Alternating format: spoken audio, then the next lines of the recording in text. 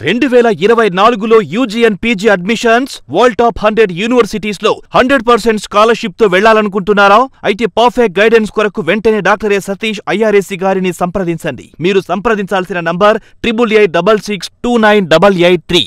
నమస్తే, నేను యామిని. ప్రైమ్ 9 విద్యా ఉద్యోగ అవకాశాల కార్యక్రమానికి స్వాగతం. ప్రతి ఆదివారం లాగే ఈ ఆదివారం కూడా ఎన్నో అద్భుతమైన విషయాలను మనతో షేర్ చేసుకోవడానికి డాక్టర్ సతీష్ గారు లైవ్ లో సిద్ధంగా ఉన్నారు. అసలు ఆదివారం వస్తే ప్రతి ఒక్కరు కూడా ఫ్యామిలీతో స్పెండ్ చేయాలి, ఫ్యామిలీతో సరదాగా ఉండాలని ప్రతి ఒక్కరు కూడా అనుకుంటారు. కానీ ఆయన అదేది కూడా మనసులో పెట్టుకోకుండా ఫ్యామిలీని కూడా పక్కన పెట్టి విద్యార్థుల భవిష్యత్ మనం ఎలాగైనా అభివృద్ధి చేయాలి అన్న ఒకే ఒక లక్ష్యంతో ప్రతి ఆదివారం మధ్యాహ్నం 12:30 ఆయన లైవ్ ఇన్ ప్రోగ్రామ్ లో మనకు అందుబాటులో ఉంటారు. కాల్స్ చేయాలనుకునేవారు, మీ సమస్యలని ఆయనతో మాట్లాడాలి అనుకునేవారు ఖచ్చితంగా స్క్రీన్ మీద కనిపిస్తున్న నెంబర్స్ కి కాల్ చేయండి. ముందుగా నమస్కారం సతీష్ గారు. సార్, ముందుగా ఇంటర్ ఎగ్జామ్స్ అయితే పిల్లలకి అయిపోతున్నాయి. మరి మన రాసిన జేఈ మెయిన్స్ ఎగ్జామ్స్ కి సంబంధించి రాని వాళ్ళు ఏప్రిల్లో మళ్ళీ రాసుకునే అవకాశం ఉందా? సెకండ్ ఇన్నింగ్స్ లో అయినా పేపర్ కొంచెం టఫ్ గా కాకుండా ఈజీగా వచ్చే ఛాన్స్ ఉందా? డెఫినెట్గా అండి. అంటే ఎవరైతే మెయిన్స్ ఫస్ట్ సెషన్లో రాశారో డెఫినెట్గా వాళ్ళు రెండోసారి రాసే అవకాశం ఉంటుంది. రిజిస్ట్రేషన్ ఒకవేళ ఫస్ట్ టైం రాయకపోతే సెకండ్ టైం సపరేట్గా రిజిస్ట్రేషన్ చేసుకోవచ్చు. లేదంటే ఫస్ట్ టైం రిజిస్ట్రేషన్ చేసుకున్నప్పుడే సెకండ్ టైం కూడా స్లాట్ అప్పుడే బుక్ చేసేసుకోవచ్చు. సో ఆల్రెడీ రిజిస్ట్రేషన్ టైం అయిపోయింది కాబట్టి ఆల్రెడీ రిజిస్ట్రేషన్ చేసుకుని ఉంటారండి అందరూ. సో పేపర్ ఈజీ టఫ్ అనేది ఆ ఒక్క డే బట్టి ఆధారపడి ఉంటుందండి. అన్ఫార్చునేట్గా ఏం జరిగిందంటే ఈసారి ఎప్పుడు జరగనట్టుగా ఒక పేపర్కి ఒక షిఫ్ట్కి ఇంకొక షిఫ్ట్కి వైడ్ వేరియేషన్ వచ్చేసిందండి. ఫస్ట్ టైం అండి జేఈ హిస్టరీలో. ఎప్పుడు కూడా అంటే ఇంతకుముందు ఏం జరిగేదంటే ఒక 30-40 మార్క్స్ వేరియేషన్లో ఉండేది. అంటే టఫ్నెస్ అనమాట. అంటే ఫర్ ఎగ్జాంపుల్ ఒక పర్టికులర్ స్లాట్లో మీకు 300-200 మార్కులు వచ్చినాయి అనుకోండి, వేరే ఎగ్జామ్లో మహా అయితే 150కి అదే పర్సెంటేజ్ వచ్చేది. ఇప్పుడు అట్లా కాకుండా ఫస్ట్ టైం ఏమైందంటే 2023 అదే 4 జనవరిలో రాసిన ఎగ్జామ్ ఏమైందంటే 100 మార్క్స్ డిఫరెన్స్ వచ్చినా కూడా ఒకే ర్యాంక్ వచ్చింది. ఏంటి 27వ తారీఖున రాసినటువంటి విద్యార్థులకి మొత్తం 31వ తారీఖున రాసినటువంటి విద్యార్థులకి వైడ్ వేరియేషన్ వచ్చిందండి. పేపర్లో టఫ్నెస్లో వేరియేషన్ ఎక్కువ ఉంది. కొంత తెలియకుండా లక్ ఫ్యాక్టర్ అనేది కొంత యాడ్ అవ్వాల్సి వచ్చింది. ఎందుకంటే వీళ్ళ ఎగ్జామ్ జరిగినప్పుడు 1 వీక్ జరుగుతాయి. మీకు ఏ రోజు పడుతుందో మీకు తెలియదు, ఆ రోజు పేపర్ ఎలా ఉంటుందో మీకు తెలియదు. ఫర్ ఎగ్జాంపుల్ మీకు మ్యాథమెటిక్స్ అంటే బాగా ఇష్టం అనుకోండి, లక్కీగా మ్యాథమెటిక్స్ టఫ్ ఇస్తే మీరు లక్, ఈజీ మీకు రాంది ఈజీగా ఇవ్వాలి, మీకు వచ్చింది టఫ్గా ఇవ్వాలి. ఆ కాంబినేషన్ ఒక్కొక్కసారి అందరికీ కుదరదు. కొంతమంది కుదిరినాయి. కొంతమందికి 200 మార్క్స్ వచ్చినా కూడా 99.8 99.7 స్కోర్లు వచ్చినటువంటి పర్సెంటేజ్లు ఉన్నాయి. అదే 200 మార్క్స్ వేరే దాంట్లో వస్తే 80-85% కూడా వచ్చినాయి. సో టఫ్నెస్ ఈజీనెస్ అనేది కొంత డెఫినెట్గా లక్ ఫ్యాక్టర్ అనేది ఉంటుంది. డెఫినెట్గా వీళ్ళందరూ కూడా ఇప్పుడు 12th ఎగ్జామ్స్ అయిపోయిన వెంటనే 1 మంత్ ఏదైతే ఉంటుందో ఏదైనా సపరేట్గా వేరే ఎపిసోడ్ చేసినప్పుడు ఈ 1 మంత్ ప్రిపరేషన్ ఎలా చేయాలని మనం చెప్దాం. బట్ ఓవరాల్గా అయితే మాత్రం డెఫినెట్గా వాళ్ళు రాయొచ్చండి. కాలర్స్ రెడీగా ఉన్నారు సార్, తీసుకుందాం. వెంకటేష్ అనంతపురం నుండి. నమస్తే వెంకటేష్ గారు. మేడం నమస్తే మేడం. సార్తో మాట్లాడండి. సార్ నమస్తే సార్. నమస్తే అండి. సార్ మీకోసం చాలా సార్లు వెయిట్ చేసిన సార్. 3 months నుంచి 4 months నుంచి చూస్తున్నా సార్. కాల్ తగ్గలే, ఈ రోజు తగ్గింది లక్. చెప్పండి సార్. బాబు కిర్గిస్తాన్ లో కేఎస్ఎం కాలేజ్ లో వితౌట్ నీట్ తో మెడిసిన్ చేస్తున్నారు సార్. ఓకే. అందుకే నెక్స్ట్ ఆప్షన్ ఇప్పుడు 4th సెమ్ స్టార్ట్ అయింది సార్. అందుకే నెక్స్ట్ దీన్ని కాకుండా పీజీకి వెళ్ళడానికి కొద్దిగా ఏదన్నా అంటే ఇది వితౌట్ నీట్ తో సార్ ఇండియాకి వచ్చి రాసుకుంటే లేదన్నారు.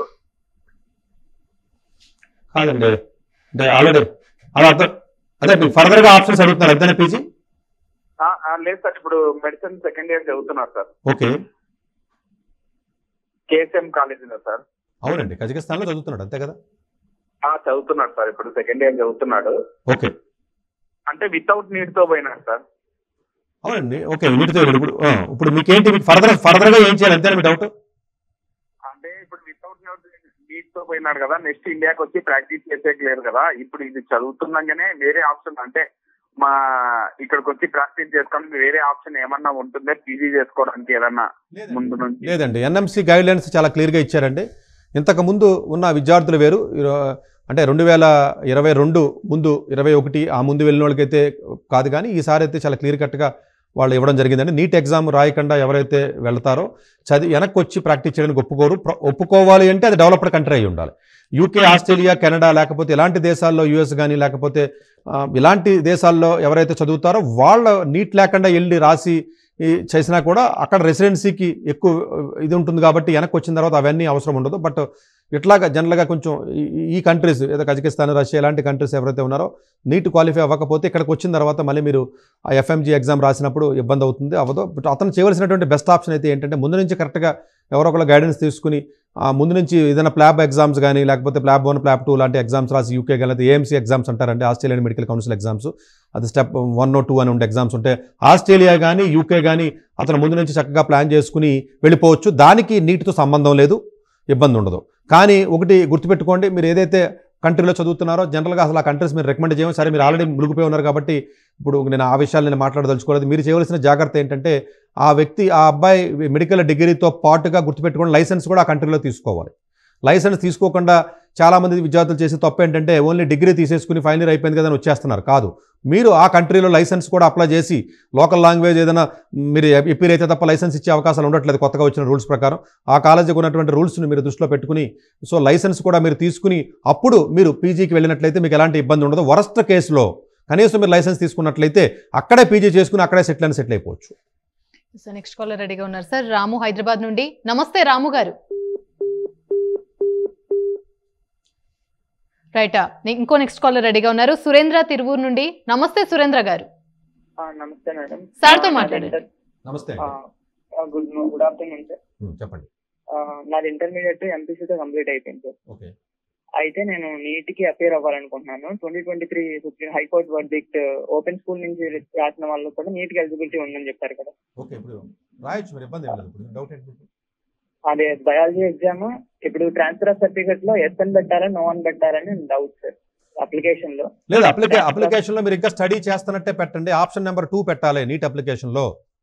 ఆప్షన్ ఇది కాదు సార్, నీట్ అప్లికేషన్ లో కదా సార్. ఇది biology on demand exam application ఉంటుంది కదా సార్, NIOS.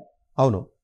అందులో ట్రాన్స్ఫర్ ఆఫ్ సర్టిఫికెట్స్ అంటే ఆల్రెడీ చేసిన ఫిజిక్స్, కెమిస్ట్రీ, సాంస్క్రిట్, లాంగ్వేజెస్ ఇవన్నీ ట్రాన్స్ఫర్ చేసుకోవాలా దీనిలోకి, లేదంటే ఓన్లీ బయాలజీ? డౌట్ అర్థమైంది మీది.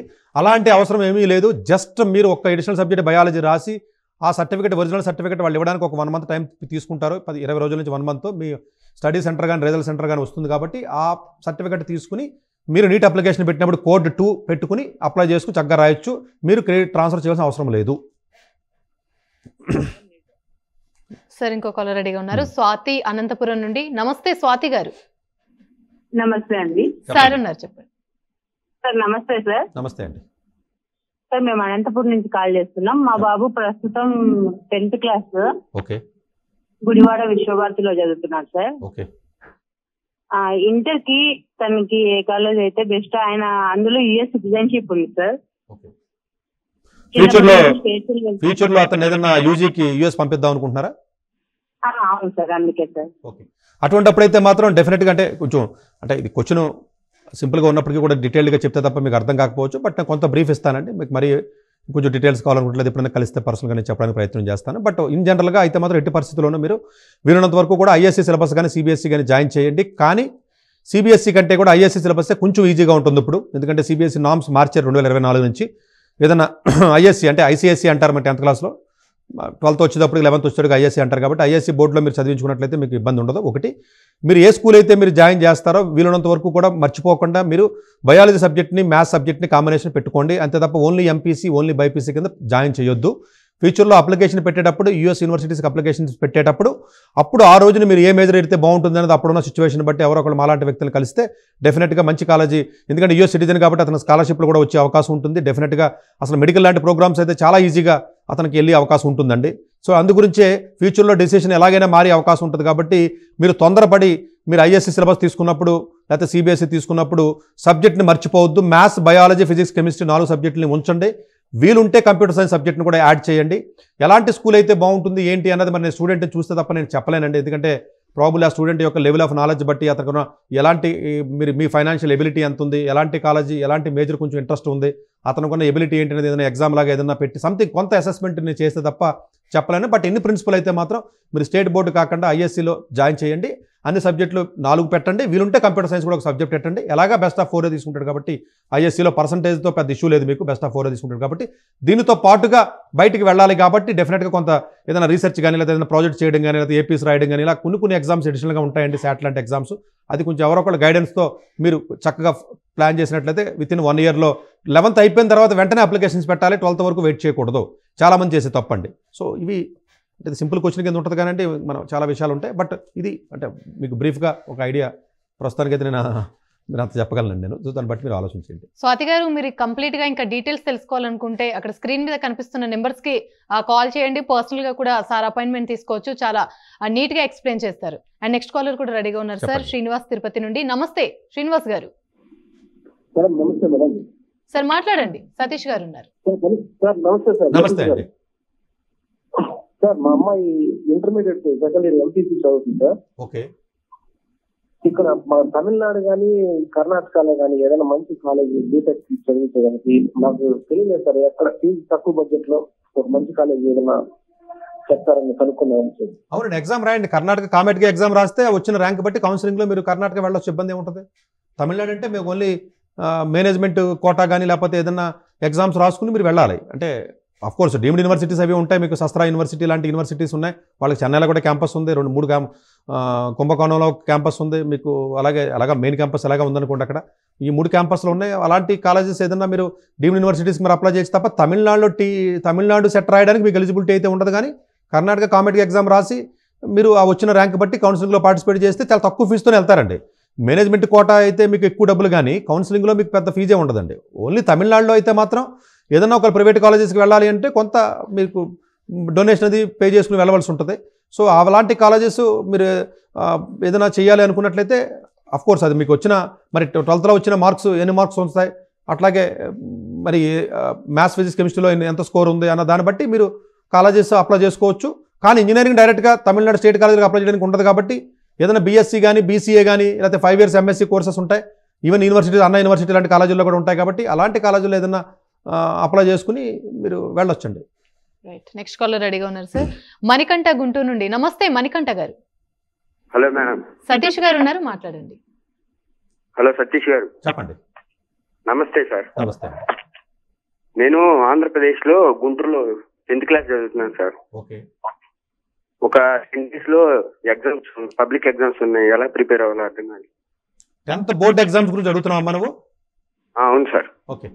బోర్డ్ ఎగ్జామ్స్కి అంటే మన తెలంగాణ ఆంధ్రప్రదేశ్ బోర్డ్ ఎగ్జామ్స్ పెద్దగా వదిలేవాల్సిన అవసరం లేదు. జనరల్గా ఆ పాత పేపర్లు ఏ ఉంటాయి ఆ బుక్స్ తీసుకుని కొంచెం దాన్ని స్టడీ చేస్తే ప్యాటర్న్ అర్థమైపోతుంది మీకు. ఒకసారి ప్యాటర్న్ అంటే కొంచెం క్లారిటీ వస్తే చక్కగా చదువుకోవచ్చు. కాకపోతే నేను చెప్పి జాగ్రత్త అయితే ఏంటంటే జనరల్గా మీరు 10th క్లాస్ బోర్డు ఎవరైతే ఎగ్జామ్స్ రాస్తారో వీలున్నంత వరకు కూడా అంటే ప్రతిదీ బట్టి రాయాలని చెప్తారు తప్ప మీ సైన్స్ని కానీ లేకపోతే సోషల్ స్టడీస్ని కానీ యాజ్ ఇట్ ఈజ్గా యాజ్ ఇట్ ఈజ్గా రాద్దామని ట్రై చేసిన వాళ్ళకి మార్కులు రావట్లా. అంతా లార్జ్ కంటెంట్ని గుర్తుపెట్టుకుని పాపం అందరూ రాయలేరండి. వీలున్నంత వరకు నేనేం చెప్తానంటే మనము అండర్స్టాండ్ చేసుకుని నీ ఓన్ వర్డ్స్లో రాయి. ఓన్ వర్డ్స్లో రాసినప్పటికీ కూడా వాళ్ళు మార్కులు వేస్తారు. చాలామంది ఏం భయపడతారంటే 10th క్లాస్ వాళ్ళని నువ్వు యాజ్ ఈజ్ బట్టి కొట్టి యాజ్ ఈజ్ రాసేయాలి లేకపోతే మార్కులు తగ్గుతాయి అంటారు. అట్లా ఉండదు. ఈవెన్ 11th 12th కూడా ఈవెన్ ఫిజిక్స్ కెమిస్ట్రీ లాంటి సబ్జెక్ట్స్ ఏవైతే ఉంటాయో మేబీ ఏదైనా సాంస్క్రిట్ లాంటిదో ఇంగ్లీష్ లాంటిది అయితే కొంత ఏదైనా గ్రామర్ ఏదైనా తప్పు రాస్తాడేమో, సెంటెన్స్ సరిగ్గా అర్థం కాకపోవచ్చు కాబట్టి ఎవాల్యూట్ చేసి అతనికి మార్కులు తగ్గే అవకాశం ఉంటుంది తప్ప జనరల్గా సైన్స్ సోషల్ లాంటి సబ్జెక్ట్స్ ఏవైతే ఉంటాయో నువ్వు అర్థం చేసుకుని నీ ఓన్ భాషలో కూడా రాసినా ఇబ్బంది లేదు. అన్నీ గుర్తుపెట్టుకుని బట్టి రాయవలసిన అవసరం లేదు. అంటే కాకపోతే బట్టి అంటే సోషల్ స్టడీస్ అంటే కొంచెం ఎలాగ గుర్తుపెట్టుకోవాల్సినటువంటి ఇయర్స్ లేకపోతే ఆ పేర్లు ఉంటాయి కాబట్టి ఎలాగ గుర్తుపెట్టుకుంటా తప్ప ఓన్ లాంగ్వేజ్లో రాసినా కూడా ఇబ్బంది లేదు. దానికి భయపడి ఫీర్ వచ్చి నువ్వు అనవసరంగా బట్టి యాజ్ ఇట్ ఈస్గా రాయాలని ట్రై చేస్తుంటే చాలామందికి స్ట్రెస్ బిల్డప్ అయిపోయి మొత్తం మార్కులు పోతున్నటువంటి సందర్భాలు కూడా మేము చూస్తున్నాం. అదొకటి అవాయిడ్ చేయాలి. అట్లాగే రెండోది ఏంటంటే ఈ జనరల్గా ఏవైతే నీకు ఆ టెక్స్ట్ బుక్స్ కానీ లేదా గైడ్ కానీ ఏదైతే ఆల్రెడీ చదువుతున్నావో వీలున్నంత వరకు కూడా దాన్నే ఎక్కువసార్లు రిపీట్ చేయి. అంతే తప్ప మళ్ళీ ఏదో కొత్తగా గైడ్ వచ్చిందంటే మార్కెట్లో గైడ్ చదివితే మార్కులు వస్తాయని చెప్పి అలాగా చేయొద్దు. ఆల్రెడీ నువ్వు ఏదైతే చదివి ఉన్నావో మీ క్లాసులో ఏదైనా ఆల్రెడీ ప్రీ బోర్డ్ ఎగ్జామ్స్ ఏవి పెట్టుంటారో దానికి తగ్గట్టుగా చూసుకుని చదివినటువంటి కంటెంట్ ఏదైతే ఉంటుందో దాన్నే 4-5 సార్లు జాతకు అర్థం చేసుకుని చదవడానికి ప్రయత్నించే.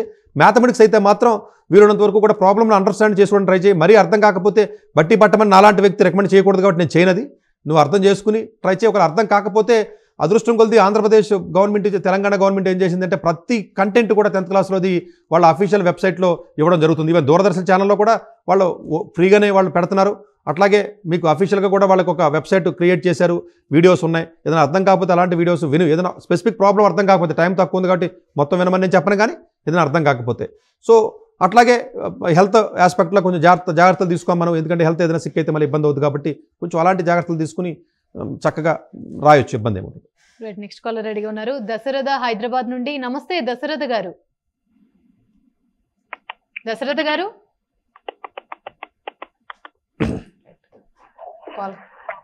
దశరథ గారు ఉన్నారా?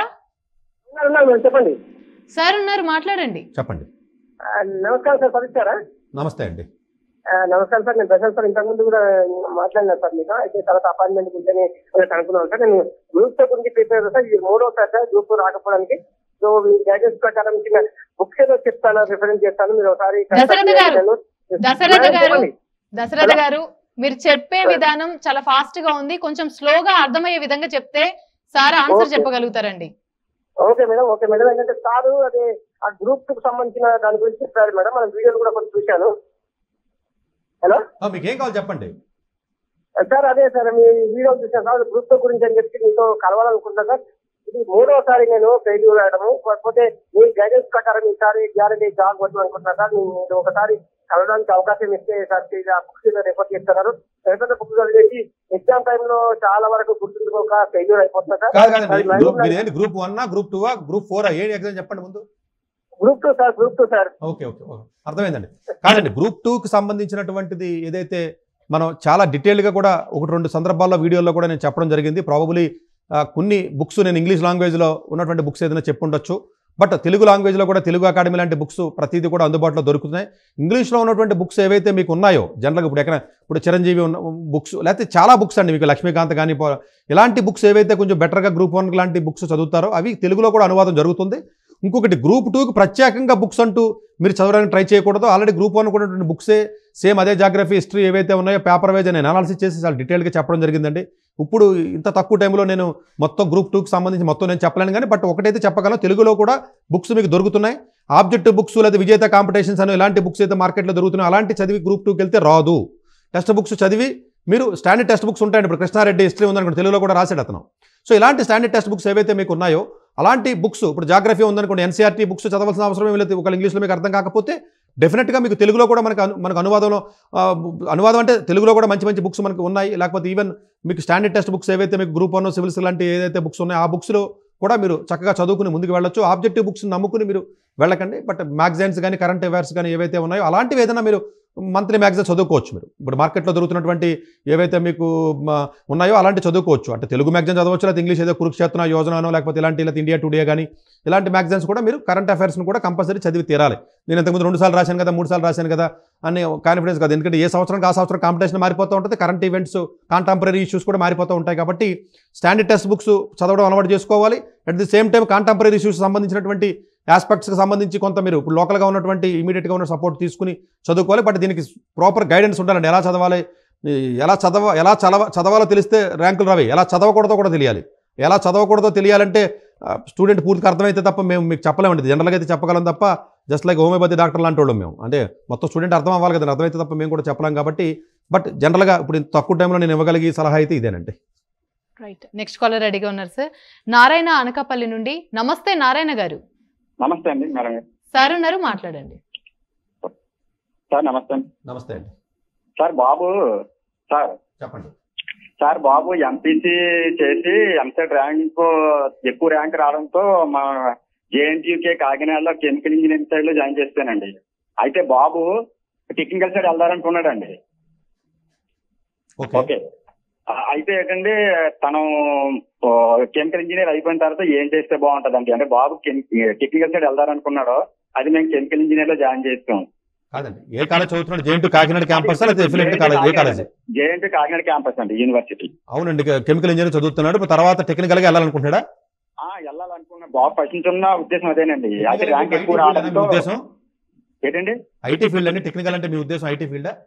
అదే మనోడు అంటే కొద్దిగా ఎలక్ట్రానిక్ సైడ్ లో ఎక్కువ ఇంట్రెస్ట్ గా ఉంటాడండి. కమ్యూనికేషన్స్ ఎలక్ట్రానిక్ సైడ్ లోని మనోడు కెమికల్ సైడ్ లో జాయిన్ చేయడం తర్వాత ఏం చేస్తే బాగుంటది బాబు ఆ ఐడియాతో ఉన్నాడు కదా ముందానండి. కాదండి, అంటే ఇలా సడన్ గా కెమికల్ ఇంజనీర్ చదివి ఎలక్ట్రానిక్ సైడ్ వెళ్ళడానికి ప్రాక్టికల్ గా పాసిబిలిటీ ఉంటుందా అంటే ఇండియాలో అయితే ఉండదండి. అబ్రాడ్ అయితే మాత్రమే అలాంటి అవకాశాలు మీకు దొరుకుతాయి తప్ప ఇండియాలో జనరల్గా మీరు వెళ్ళే అవకాశాలు తక్కువగానే ఉంటాయి.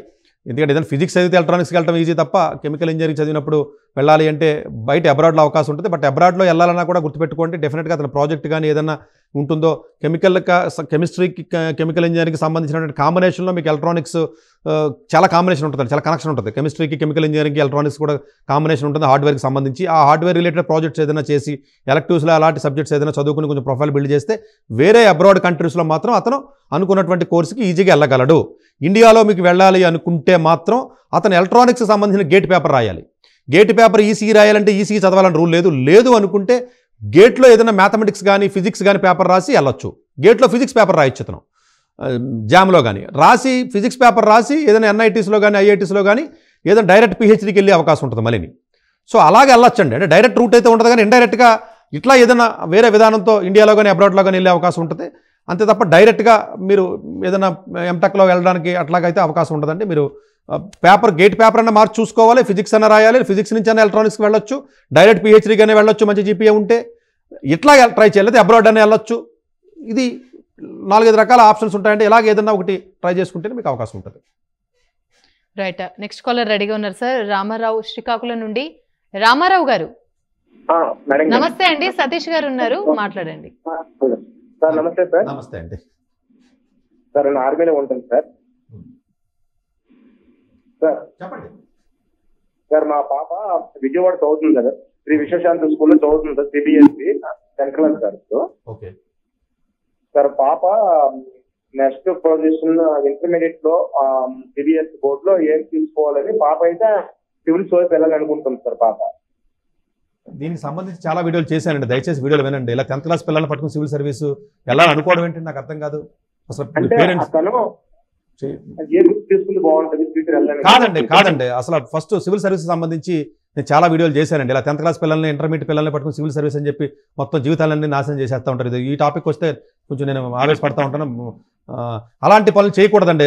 వీళ్ళు ఏది సాధించడానికి సివిల్ సర్వీస్ వస్తుందో ఏంటి నాకు అర్థం కాదు. వాళ్ళు చక్కగా ఏదైనా ఒక ఇంజనీరింగో లేకపోతే ఒక మెడికల్లో లేకపోతే ఏదైనా ఒక ప్రొఫెషనల్ కోర్సు లావో లేకపోతే డిజైన్ కోర్సో లేకపోతే ఇంకో కోర్సు ఇలాంటి ఆర్కిటెక్చర్ ఇలాంటి ప్రొఫెషనల్ కోర్సెస్కి వెళ్ళి అక్కడ స్కిల్ డెవలప్ చేసుకున్న తర్వాత అప్పుడు ఆలోచించవలసింది తప్ప ఈ బందర్ రోడ్లో అడుక్కొకటి ఎక్కడ పడితే అక్కడ సివిల్ సర్వీస్ 10th క్లాస్ వాళ్ళు రండి, ఇంటర్మీడియట్ వాళ్ళు రండి అని చెప్పి సివిల్ సర్వీస్ కోచింగ్ ఇస్తామని చెప్పి జీవితాలు నాశనం చేస్తున్నారు. ఇండియా మొత్తం మీద ఇప్పుడు ఉన్నటువంటి కోచింగ్ సెంటర్స్లో 40,000 కోచింగ్ సెంటర్స్ ఉన్నాయి. సివిల్ సర్వీస్ కోచింగ్ సెంటర్స్ దగ్గర 10,000 ఉన్నాయి.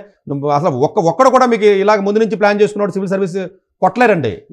ఇప్పుడు కొట్టగలిగే కెపాసిటీ ఉంటే టాటా ఇన్స్టిట్యూట్ ఆఫ్ సోషల్ సైన్స్లోకి వెళ్ళి ఇప్పుడు BA చదవండి, కొన్ని ఢిల్లీ యూనివర్సిటీకి వెళ్ళి BA చదవండి.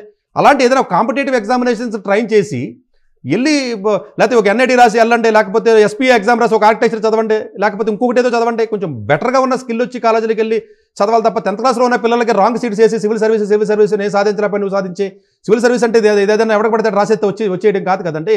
ఇలాగా చేసి చాలామంది విద్యార్థులు 100,000 మందిలోనండి, లక్షల మందిలో జీవితాన్ని నాశనం చేసుకుని ఎనర్జీని టైంని వేస్ట్ చేసుకుని పోతున్న వాళ్ళు 25 సంవత్సరాలు చూశానండి. ఇలా ముందు నుంచి దయచేసి ప్లాన్ చేయొద్దు. 10th క్లాస్ నుంచి ప్లాన్ చేసి ఎగ్జామ్ కాదు. ఎన్నో వీడియోల్లో మొత్తుకుని చెప్తున్నాం మేము. మీ ఇలా పేరెంట్స్ వీక్నెస్ వల్లే కోచింగ్ సెంటర్స్ కుప్పల్లాగా పెరిగిపోయి 10th క్లాస్లో వచ్చేయండి లేదా ఇంటర్మీడియట్లో వచ్చేయండి, నేను అది చేస్తాను ఇది చేస్తానని చెప్పేసి జీవితాలను నాశనం చేస్తున్నారు. ఒక్క స్టూడెంట్ అండి ఆన్ ద స్క్రీన్ నేను ఎన్నో 100 సార్లు ఛాలెంజ్ చేశాను. ఒక్క student in the entire country ఇలా BLతో పాటు బేకామ్తో పాటు అపార్ట్మెంట్లో ఎవడబడతాడు కోచింగ్ సెంటర్లోకి పోయి ఇంటిగ్రేటెడ్ అని చెప్పేసి వెళ్ళి జాయిన్ అయ్యి లేదా ఇంకోటి చేసి జాయిన్ అయ్యి ఒక్క స్టూడెంట్ కూడా సెలెక్ట్ అవ్వలేదండి ఎంటైర్ కంట్రీలో. ఆన్ ద స్క్రీన్ నేను జీవితంలో మైక్ పట్టుకుని మాట్లాడినాను. ఒక్కడన్నా చూపించండి అలా జాయిన్ అయినాను. ఒక్కడనే ఇంత ఓపెన్ ఛాలెంజ్ చేస్తున్నాను కదా ఇన్ని సంవత్సరాల నుంచి, ఒక్కడన్నా చెప్పాడు నాకు ఇప్పటికీ. అలా రాదండి. అది స్కిల్తో కూడినటువంటి ఎగ్జాము, సోషల్ సైన్స్ ఎగ్జామ్ కాదు. It's a pure skill based exam. దయచేసి ఏ కాంపిటేటివ్ ఎగ్జామ్ రానోడు సివిల్ సర్వీస్ ఎందుకు వస్తుంది 500 ఉద్యోగం? ఇది కొట్టగలిగి దమ్ము లేనాడు. ఇప్పుడు 4 ఏళ్ళు చక్కగా 9th 10th 11th 12th కూర్చోబెట్టి ఒక నీట్ కొడతావా, లేకపోతే సోషల్ సైన్స్ ఇంట్రెస్ట్ ఉంది టాటా ఇన్స్టిట్యూట్ ఆఫ్ సోషల్ సైన్స్కి వెళ్తావా, ఇంటర్మీడియట్లో 99 మార్కులు తెచ్చుకుని ఢిల్లీ యూనివర్సిటీకి వెళ్తావా, లేకపోతే నీకు TAFR ఇన్స్టిట్యూట్ ఉంది దానికి వెళ్తావా, లేకపోతే అశోక యూనివర్సిటీకి వెళ్ళి హ్యూమానిటీ చదువు, లేకపోతే ఇంకో కాలేజీకి వెళ్ళి సోషల్ సైన్స్ చదువు. ఎవరు వద్దన్నారు సోషల్ సైన్స్ చదవద్దని? సెంట్రల్ యూనివర్సిటీ హైదరాబాద్కి వెళ్ళి చదువు. కనీసం చిన్న ఎగ్జామ్ క్రాక్ చేయడానికి ఓపిక సరిపోదు మనకి. లేకపోతే నువ్వు వేరే బోల్డ్ మంచి ఎగ్జామ్స్ ఉన్నాయి, ఫస్ట్ ప్రూవ్ అవ్వాలి, స్కిల్ సెట్ రావాలి, రైటింగ్ స్కిల్స్ కావాలి, ప్రజెంటేషన్ స్కిల్స్ కావాలి, ఇంటర్ప్రిటేషన్ స్కిల్స్ కావాలి, అనలిటికల్ స్కిల్స్ కావాలి. లేకపోతే ఇవన్నీ కూడా స్కిల్తో సంబంధించినటువంటి ఎగ్జామ్. సోషల్ స్టడీస్ 4 జాగ్రఫీ పుస్తకాలు 4 హిస్టరీ పుస్తకాలు ఒక అపార్ట్మెంట్లో కూర్చుని ఎవడో ఏవి ఎగ్జామ్ రానోడు ఫెయిల్ అయినోడు కోచింగ్ సెంటర్ పెట్టి ఆడ ఒక 100 మంది ఫెయిల్ అయితే వాళ్ళు 1000 మందిని తయారు చేస్తున్నారు. హైదరాబాద్ మొత్తం మీద ఓపెన్గా చెప్తున్నాను నేను. 10th క్లాస్ 12th క్లాస్ అని చెప్పి నాశనం చేసేస్తున్నారు వాళ్ళు. ఈ కార్పొరేట్ ఇన్స్టిట్యూట్స్ లేకపోతే ఇక్కడ ఈ ఆర్టీసీ ఎవడ పడతాడు బాలాలత అని ఒక ఆవిడ, లేకపోతే ఇంకొకటి ఎవడో వచ్చి ఆడెవడో వచ్చి నేను చెప్తాను అంటాడు, ఇంకొకటి ఎవడో వచ్చి ఇంకొక పేరు చెప్తాడు. ఎవడ పడతాడు వచ్చి నేను 10th క్లాస్ పిల్లలకి సివిల్ సర్వీస్ ట్రైనింగ్ ఏంటంటే 500 ఉద్యోగాలు కూడా ఉండవు.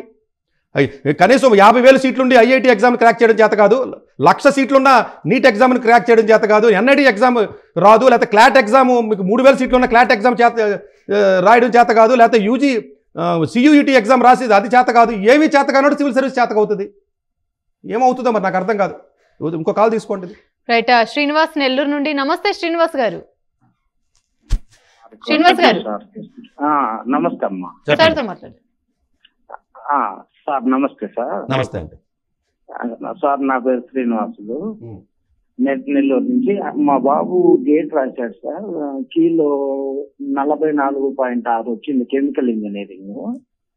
క్వాలిఫై అయ్యండి అంటే ఇంకా రిజల్ట్ రాలేదు సార్, ఏ ర్యాంక్ రావచ్చు అని అందుకోసం. 99% అతను క్వాలిఫై అవుతాడండి ఈసారి ప్రకారం. బీసీ సార్, మాది ఓబీసీ. డెఫినెట్ గా అంటే ర్యాంక్ స్పెసిఫిక్ గా మరీ మంచి ర్యాంక్ రాకపోవచ్చు, కానీ అంటే డెఫినెట్ గా అతను క్వాలిఫై అయితే మాత్రం అవడానికి ఎక్కువ ఛాన్సెస్ ఉన్నాయండి. అంటే ప్రీవియస్ ఇయర్స్ ట్రెండ్ బట్టి నేను చెప్తున్నాను. జస్ట్ నేరోలో అతను బయటపడతాడండి. బట్ డెఫినెట్గా క్వాలిఫై మాత్రం అయితే మాత్రం 3 ఏళ్ళు వ్యాలిడిటీ ఉంటుంది కాబట్టి పిఎస్యూ లాంటి వాటిలోకి ఇంటర్వ్యూలు అయితే రాకపోవచ్చు, కానీ అంటే పబ్లిక్ సెక్టర్ యూనిట్స్ ఏవైతే మీకు ఓఎన్జీసీ లాంటి లేకపోతే ఏవైతే public sector units 30-35 through gate ద్వారా ఉద్యోగాలు ఇస్తున్నారో అది రాకపోవచ్చు. కానీ బట్ డెఫినెట్గా అతను చేయవలసింది ఏంటంటేనంటే ఇది స్కోర్ని మీరు యూజ్ చేసుకుని చక్కగా కొన్ని కాలేజెస్లో అడ్మిషన్స్ గేట్ క్వాలిఫై అయిన వాళ్ళకి ఎలిజిబిలిటీ ఉంటుంది, స్టైఫండ్ ఉంటుంది. కాబట్టి ఏదైనా హయ్యర్ స్టడీస్కి వెళ్ళి మళ్ళీ గేట్ రాయమని చెప్పండి అతన్ని. ఒకవేళ నిజంగా పబ్లిక్ సెక్టర్ యూనిట్స్లోకి వెళ్ళి ఏదైనా మంచి జాబ్ తెచ్చుకుందాం అనుకుంటే మాత్రం మళ్ళీ కంపల్సరీ అతను గేట్ రాయమని చెప్పండి. బట్ ఈ లోపు అతను ఖాళీగా ఉండకుండా వెళ్ళండి. లేదు అనుకుంటే అతను ఏదైనా మేనేజ్మెంట్ కోర్సెస్ కానీ వేరే అదర్ కోర్సెస్ కూడా గేట్ క్వాలిఫై అయితే మాత్రం చాలా యూనివర్సిటీసు ఇండియాలో చాలా courses, it's even management courses కూడా, it's not about the technical courses, చక్కగా వెళ్ళే అవకాశం ఉంటుంది. అతనైతే క్వాలిఫై అవుతాడండి. ర్యాంక్ మాత్రం మీరు అనుకున్నట్టుగా మరి అంత పెద్ద మంచి ర్యాంక్ అయితే రాకపోవచ్చు. డెఫినెట్గా క్వాలిఫై అయినటువంటి స్కోర్ని మీరు యూజ్ చేసుకుంటే ఎక్కడో ఒక చోట మంచి స్టైఫండ్తో మీకు వచ్చే అవకాశం ఉంటుంది. ఈవెన్ ఎన్ఐటీలో కూడా మీకు వచ్చే అవకాశం ఉందండి. థ్యాంక్ యూ సతీష్ గారు, మీ వాల్యుబుల్ టైంని మాకు కేటాయించి అటు విద్యార్థులకి వారి తల్లిదండ్రులకి చక్కని అవగాహన అయితే కల్పించారు కాల్స్ ద్వారా. Thank you so much. Thank you అండి. రైట్, ఇక కాల్స్ కన్వల్ వారు టెన్షన్ పడాల్సిన అవసరం ఏం లేదు. ఇంకా డీప్గా ఇన్ఫర్మేషన్ కావాలి అంటే కూడా స్క్రీన్ మీద కనిపిస్తున్న నెంబర్స్కి కాల్ చేయండి. సతీష్ గారు పర్సనల్ అపాయింట్మెంట్ తీసుకొని కలవచ్చు, మీ సందేహాలను కూడా నివృత్తి చేసుకోవచ్చు. ఇది ఇవాల్టి ప్రైమ్9 విద్యా ఉద్యోగ అవకాశాల కార్యక్రమం. నమస్తే. డాక్టర్ ఏ సతీష్ గారు ఏపీ తెలంగాణ విద్యార్థులకు సుపరిచితమైన పేరు.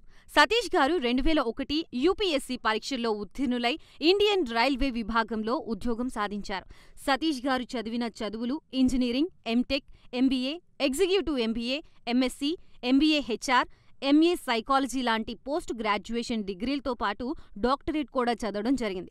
డాక్టర్ సతీష్ గారు నిరంతర విద్యార్థి. అలాగే సతీష్ గారు పలు ప్రతిష్టాత్మక కాంపిటేటివ్ పరీక్షల్లో యూపీఎస్సీ నిర్వహించే సివిల్ సర్వీసెస్ పరీక్షల్లో 159వ ర్యాంక్, అలాగే ఇంజనీరింగ్ సర్వీస్లో 24వ ర్యాంక్, గేట్ ఎగ్జామ్లో 4వ ర్యాంక్, క్యాట్ ఎగ్జామ్లో 99.8%, జీమాట్ ఎగ్జామ్లో 760 స్కోర్, ఇలా పలు కాంపిటేటివ్ ఎగ్జామ్స్లో మొదటి ప్రయత్నంలోనే ఎన్నో ర్యాంకులు సాధించారు. ఇన్ని క్వాలిఫికేషన్స్, డిఫరెంట్ కాంపిటేటివ్ పరీక్షల్లో ర్యాంకులు సాధించిన వ్యక్తులు మన ఇండియాలో చాలా అరుదని చెప్పాలి. ఇలాంటి ఎకాడమిక్ల పరంగా, కాంపిటేటివ్ల పరంగా ఇన్ని ర్యాంకులు సాధించడంతో పాటుగా గవర్నమెంట్ ఉద్యోగం చేస్తూ పలు అవార్డులు తీసుకున్నారు. సతీష్ గారికి జనరల్ మేనేజర్ అవార్డు జోనల్ లెవెల్లో, ఆల్ ఇండియా లెవెల్లో నేషనల్ లైఫ్ టైమ్ అచీవ్మెంట్ గుర్తింపులు దక్కాయి. అప్రిసియేషన్ ఆఫ్ ప్రెసిడెంట్ ఇండియా నుంచి గానీ life time Sevashri award from Andhra Pradesh మంత్రుల నుంచి అందుకున్నారు. వీటితో పాటు పలు రకాల అవార్డులు అందుకున్నారు. ఎన్నో ప్రతిష్టాత్మక ఆర్గనైజర్స్ సంస్థలో పర్మనెంట్ మెంబర్గా ఉన్నారు. కష్టపడి పైకి వచ్చిన వ్యక్తి కావడం వల్ల గత 20 సంవత్సరాల నుంచి ఎంతో మంది చిన్నపిల్లల దగ్గర నుండి 5, 6 తరగతి విద్యార్థుల నుంచి పెద్ద పెద్ద పీజీ, పీహెచ్డీ కాలేజీలకు వెళుతూ విద్యార్థులకి అవగాహన కల్పిస్తూ ఉంటారు. ప్రతి విషయంపైన డాక్టర్ సతీష్ గారు స్పష్టమైన అవగాహన కలిగి ఉన్నారు. డాక్టర్ సతీష్ బలంగా నమ్మే సూత్రం ఏంటంటే అవేర్నెస్ ఈజ్ ఎవ్రీథింగ్. మనిషికి అవేర్నెస్ ఉంటే ఏదైనా సాధించగలరు.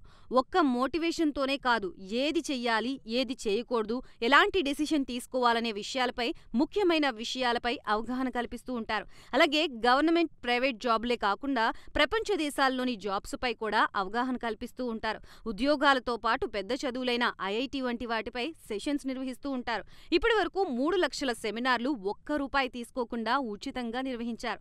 ఇందులో భాగంగా మన ప్రైమ్ 9 ద్వారా విద్యార్థులకి మోటివేషన్ ఇవ్వడానికి మీ ముందుకొస్తున్నారు డాక్టర్ సతీష్ గారు. 2024లో UG and PG admissions world top 100 universities లో 100% స్కాలర్షిప్ తో వెళ్లాలనుకుంటున్నారా? అయితే పర్ఫెక్ట్ గైడెన్స్ కొరకు వెంటనే డాక్టర్ సతీష్ ఐఆర్ఎస్సి గారిని సంప్రదించండి. మీరు సంప్రదించాల్సిన నంబర్ 8866 298883.